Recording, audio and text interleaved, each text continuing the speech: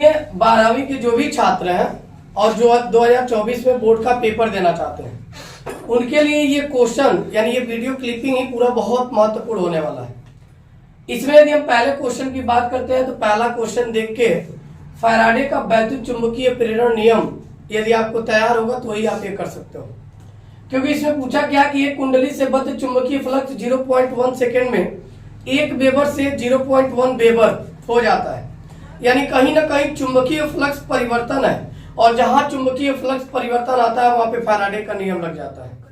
फिर क्या कहा, एक कुंडली में प्रेरित विद्युत वाहक बल, और प्रेरित विद्युत वाहक बल का जिक्र इन्होंने अपने प्रथम नियम में किया और फ्लक्स परिवर्तन की दर जो ऋणात्मक मान होता है वो प्रेरित विद्युत वाहक बल के बराबर होता है, वो द्वितीय नियम में इन्होंने जिक्र किया।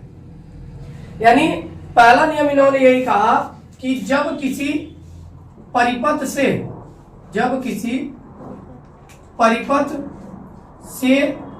बद्ध चुंबकीय फ्लक्स में परिवर्तन होता है, किसमें परिवर्तन हो, चुंबकीय फ्लक्स में परिवर्तन होता है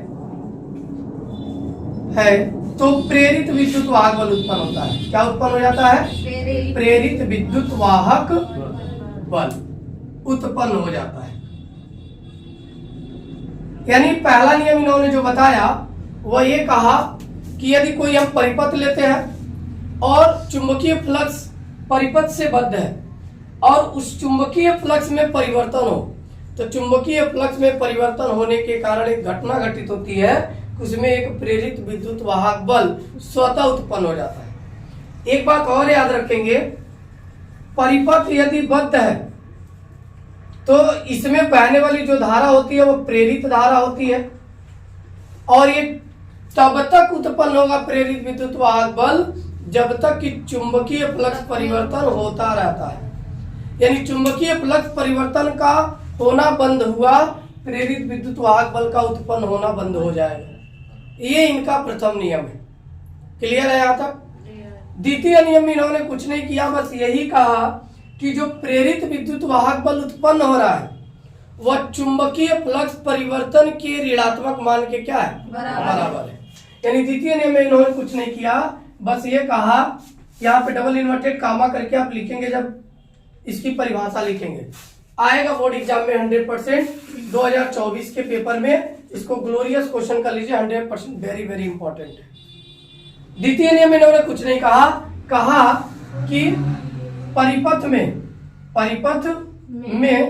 उत्पन्न प्रेरित विद्युत वाहक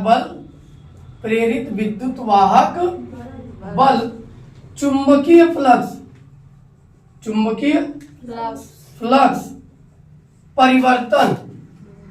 परिवर्तन के ऋणात्मक मान के बराबर होता है। किसके बराबर होता है, ऋणात्मक मान के बराबर होता है। ये इन्होंने द्वितीय नियम दिया। बातें समझ में आ रही हैं?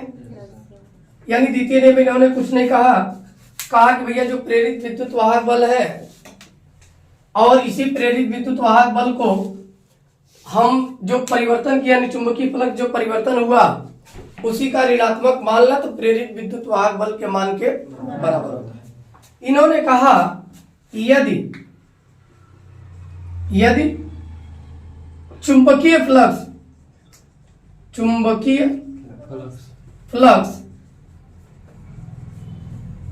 φ1 मान लेते हैं, क्या है φ1, यदि चुंबकीय फ्लक्स φ1 हो तथा डेल्टा टी समय अंतराल बाद φ2 हो जाए, क्या हो जाए, φ2 हो जाए, तो यहां से भाई चुंबकीय फ्लक्स परिवर्तन हो रहा है।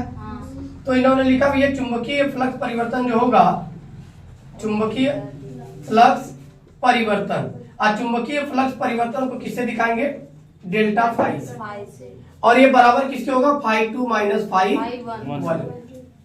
ठीक है, तब यहां से एक निष्कर्ष निकाला भैया जो प्रेरित विद्युत वाहक बल है, प्रेरित विद्युत वाहक बल ई वह यही डेल्टा फाई और समय अंतराल डेल्टा टी जो परिवर्तन दर है इन्हीं के ऋणात्मक मान के बराबर होता है। और चूंकि फाई जो है फाई 1 और फाई 2 चुंबकीय फ्लक्स का मान क्या होता है वेबर, तो चुंबकीय फ्लक्स परिवर्तन का भी मान क्या होगा मात्रक वेबर। और डेल्टा टी समय अंतराल है, समय को किसमें मापते हैं सेकंड यानी प्रेरित विद्युत वाहक बल का मात्रक क्या हो जाएगा वेबर पर सेकंड।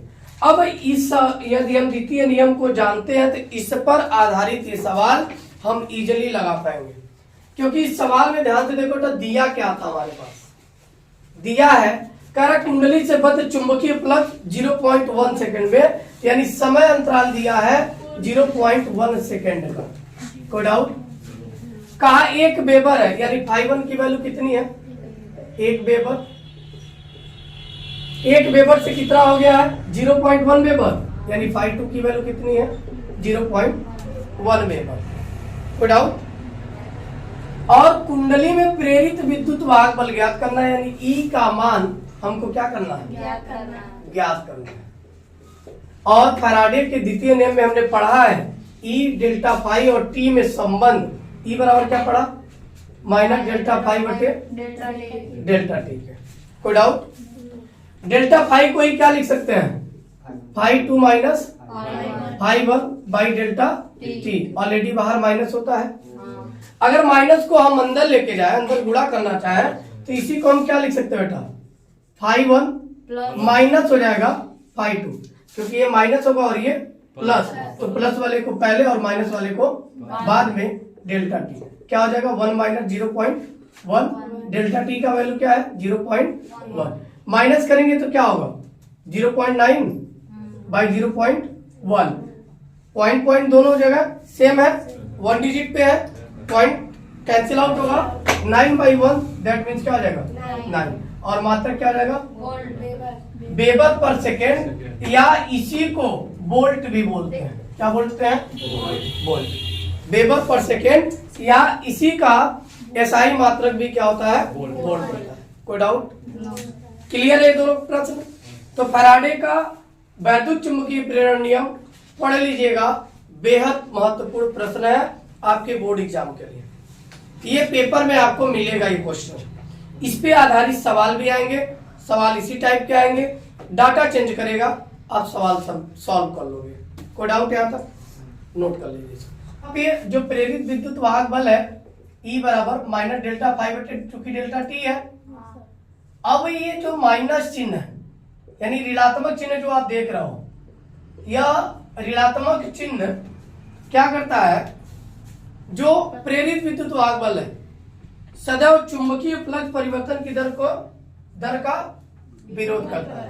तो ऋणात्मक चिन्ह का जो ऋणात्मक चिन्ह है यानी ऋणात्मक चिन्ह यह प्रदर्शित करता है कि जो प्रेरित विद्युत वाहक बल है, प्रेरित विद्युत वाहक बल वह सदैव चुंबकीय फ्लक्स परिवर्तन का विरोध करता है। क्या करता है? विरोध करता है, और इसे लेंज का नियम कहते हैं, और इसे लेंज का नियम कहते हैं। कभी कभी 2 नंबर में पूछ लेता है लेंज का नियम क्या है, तो लेंज के नियमानुसार ये लिखेंगे कि लेंज के नियमानुसार प्रेरित विद्युत वाहक बल सदैव चुंबकीय फ्लक्स परिवर्तन का विरोध करता है, बाकी कुछ नहीं लिखना। और वहां लिखना चाहेंगे तो नीचे लिख सकते हैं, इसे फैराडे के द्वितीय नियम से स्पष्ट किया जा सकता है, और लिख सकते हैं E बराबर माइनस डेल्टा पाई बटे डेल्टा टी, और वो ऋणात्मक चिन्ह कहाँ है, यही फैराडे के द्वितीय नियम है। कोई डाउट? अब नोट कर लीजिए।